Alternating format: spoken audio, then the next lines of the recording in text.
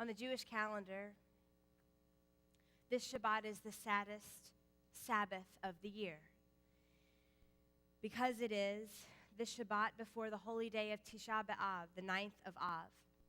The 9th of Av is the day that Jews traditionally remember the destructions of the temples in Jerusalem. It is a fast day for many across the Jewish world, and in the emotional narrative of our people, it is the lowest point of the year, from which we begin to climb slowly toward Rosh Hashanah, only 6 weeks away. 3 weeks ago, another minor fast day occurred on the Jewish calendar, the 17th of Tammuz. That day is commemorative of the day that the walls of Jerusalem were breached by the Babylonians. So the narrative goes, the 17th of Tammuz recalls the moment when our ancestors knew they would probably be conquered, that Jerusalem would be taken. And there were 3 weeks of holding out and fighting, and then came the 9th of Av, when the walls actually fell. We sit within those intervening 3 weeks right now, and the end of them is near. Sitting in that moment when our walls have been breached, but they've not yet fallen, is a terrifying place to dwell.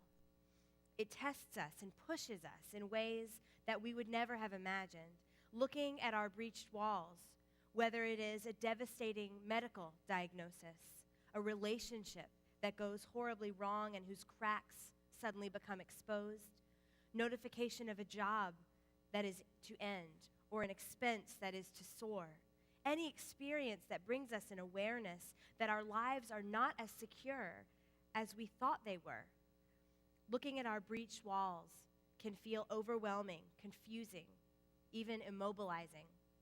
As Jews, the narrative of this season rings perhaps even truer than normal with the turmoil in our world. We are literally under attack, and our walls have been breached. The rockets in Israel, no matter how iron our dome is, a crack in the wall. The fighting in Gaza, no matter how great our army, we are both vulnerable and fallible, a crack in the wall. The waves of anti-Semitism in Europe, no matter how acculturated Jews are or how open-minded the Western world seems to be, a crack in the wall.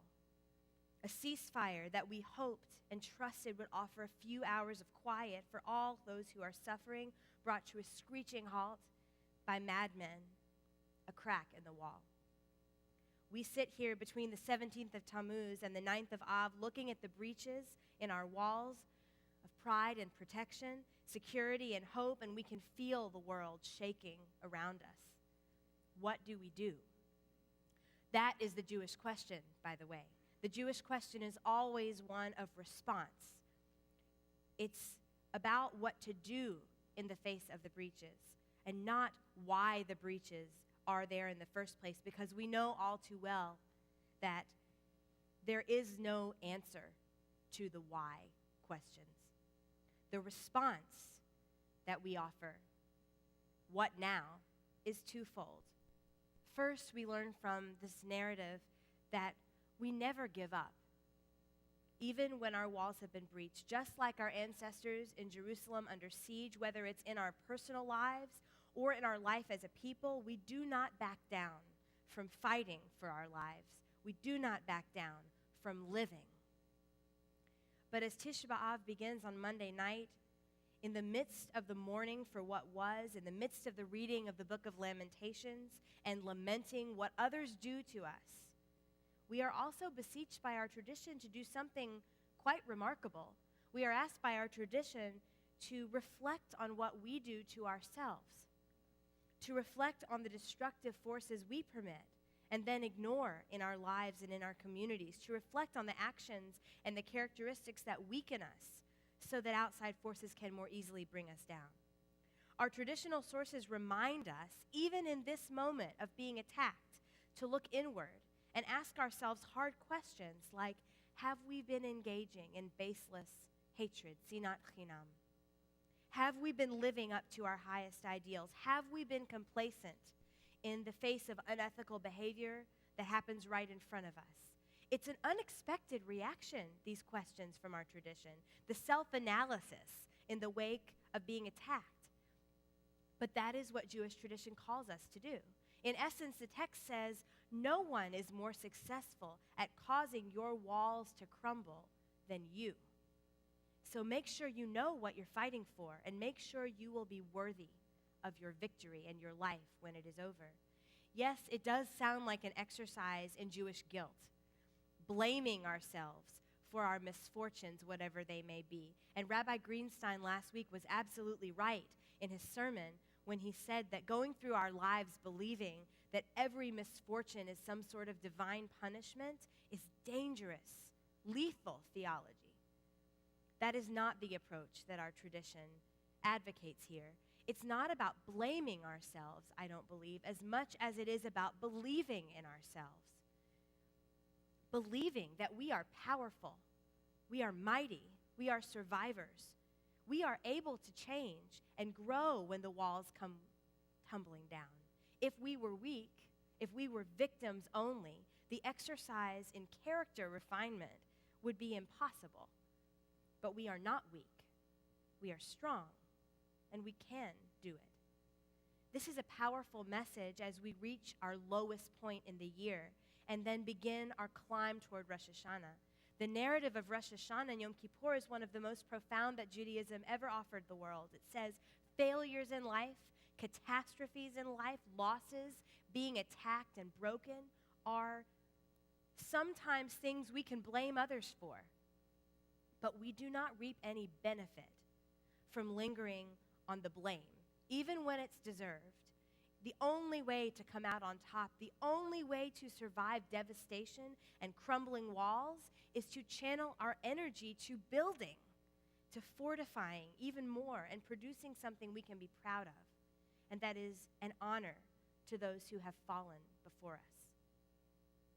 I've read many compelling articles over the last 3 weeks, particularly about Israel, and I struggle, as we all do, to find a news outlet to trust, to find space for the sadness that I feel about suffering of innocent people, no matter where they are, and at the same time staunchly support our own children who are defending our Jewish state, and they are children. But one piece that has really stuck with me is not actually, the point of it was not such a political argument, despite its very inflammatory title, The Top 6 Reasons Why I Hate Hamas, by Israeli Haaretz editor and columnist Chemi Shalev. When I read it, I was expecting it to be about what Hamas physically does to Israel and Israelis. And it was, to some extent, about that.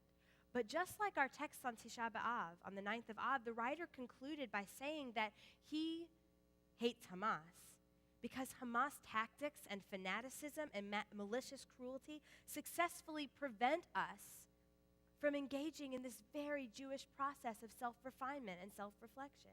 He says Hamas's greatest affront to Israel long-term is making Israel and those who love her forget what we are meant to do and be. Hamas is so evil, he says, that at the same time that it breaches our physical walls, it fortifies our emotional ones, walls that keep us from being able to feel empathy, walls that keep us from being able to fight the forces from within that undermine who we want to be, walls that impede us from being able to nurture love instead of hate in our children. The greatest victory for Hamas, he declares, and for all those in Europe and around the world who think like they do, would be to make us callous and bloodthirsty like they are. And therefore, to defeat them, we must hold on to our compassion, our empathy, our conviction to take the high road no matter what. If we lose that, they have won without even destroying the walls of Jerusalem. I am not a political analyst, and I can only tell you, as a Jew and a lover of Zion, what I do at a time like this. I cry for the family of the soldiers whose children are so brave and in such danger. I cry for the citizens of Israel who live their lives in and out and in constant mortal fear. I cry for the parents of Palestinian children who have committed no crime other than to be born in Gaza, one of the saddest places on earth. I rage at the evil of Hamas and stand firm that they will not take my empathy away from me. It is a gift from God and a tribute to our ancestors that we hold on to that. So as we sit here tonight on a Shabbat that is anything but peaceful, I pray, God, protect our soldiers, our sons and daughters, and be with their families when they fall and when they're taken.